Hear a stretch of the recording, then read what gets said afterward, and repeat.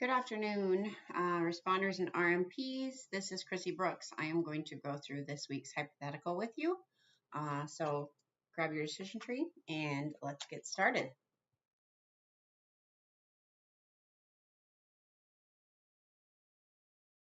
Okay, so we are going to work through the decision tree and response sheets, reading every word out loud because it is good practice and it keeps our minds fresh.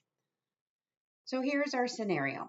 The exterior of our box with both a radioactive yellow 2 hazard class 7 hazard label and the UPS hazardous material shipping papers UN 3332 radioactive material type A package special form 7 reportable quantity MM-241 1.48 GBQ 40 MCI.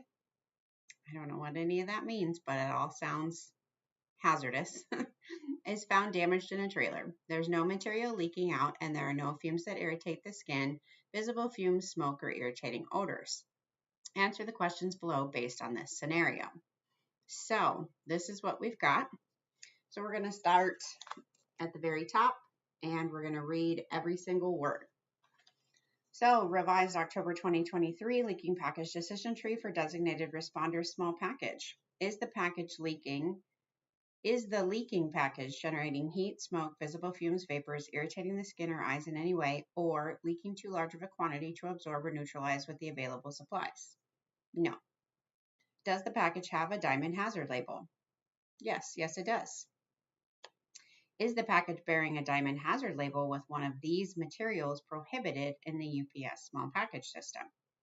Explosive 1.1, 1.2, 1.3, 1.4b, 1.4f, or 1.4g, blasting agent 1.5, inhalation hazard 2 or inhalation hazard 6, poison gas 6, spontaneously combustible 4, poison 6 or toxic 6, radioactive 7, yellow 2, and yellow 3.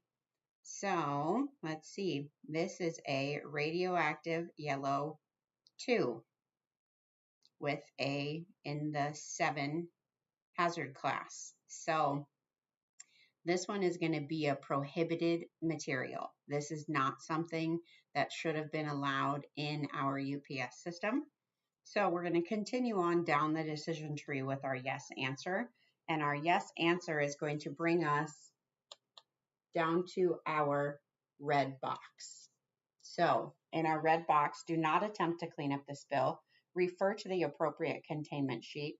Follow the chain of command and notify the environmental coordinator. So I'm going to mark this one as red. Do not attempt to clean up the spill. Then the response sheet that we're going to use, because this is a prohibited material, we are going to use the prohibited response sheet. We would use the radioactive response sheet if it was one of the radioactive classes that is allowed in the UPS system.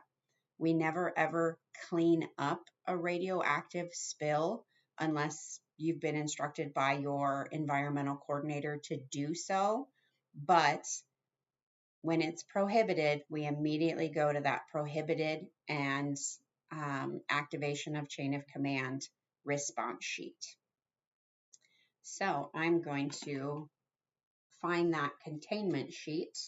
And as you can see, you can also check your prohibited poster and see that this radioactive, I believe is this one right here, radioactive yellow 2. So definitely on our decision tree as prohibited. So hazard class containment sheet, prohibited hazardous materials. Hazards, contact may cause burns to the eyes or skin. Skin contact may be poisonous.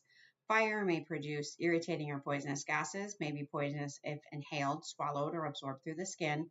Materials may be flammable or may ignite if exposed to air. It's dangerous when wet, may ignite when exposed to the moisture. The material may be toxic as well as flammable. We are going to wear our goggles, boots, apron, silver shield liner, and gloves. Our response action steps are going to be to keep all people away. We're going to cordon off a minimum of 15 feet around the spill using tape or cones. Deny entry into the area. Do not attempt to clean up. Keep all sources of ignition away from the substance. Avoid creating friction or sparks. Move persons exposed to the spill to fresh air. Call for medical assistance if needed. Follow the chain of command. We're going to notify our environmental coordinator, and they are going to call an outside responder immediately for cleanup. Waste disposal and decontamination in UPS small package. Do not process through the DMP. Contact your environmental coordinator for proper disposal procedures. Employees who may have touched the product must wash their hands thoroughly with soap or mild detergent and water before eating, smoking, or using the toilet facilities. So that's the instructions on our prohibited poster.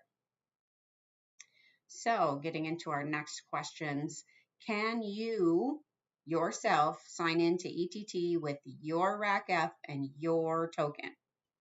Hopefully this is a yes all across the board. If not, please mark this box and please get in touch with your health and safety supervisor so that they can get the process started for you. Can you get to the quick reference guide and show the most current waste disposal flow chart? Hopefully you can. Remember, it is in quick reference guide is on that first page of, nope, I do not have it up, ETT.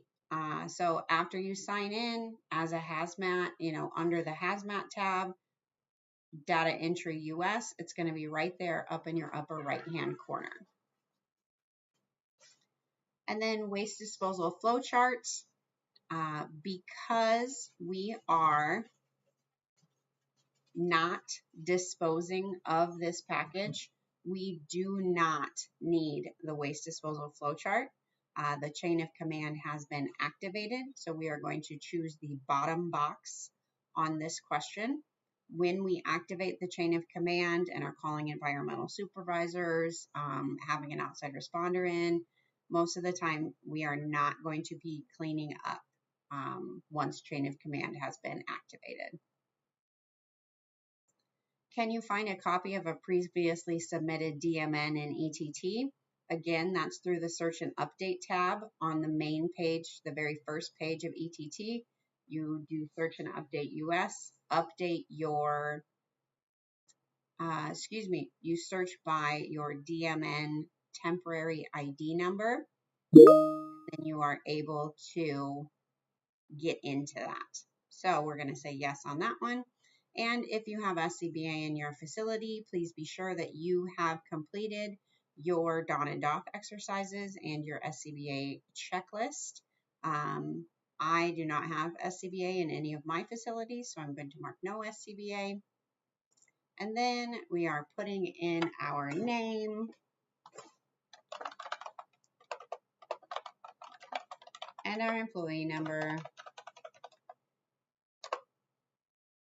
And then drilling down to our division. So I appreciate you all being here.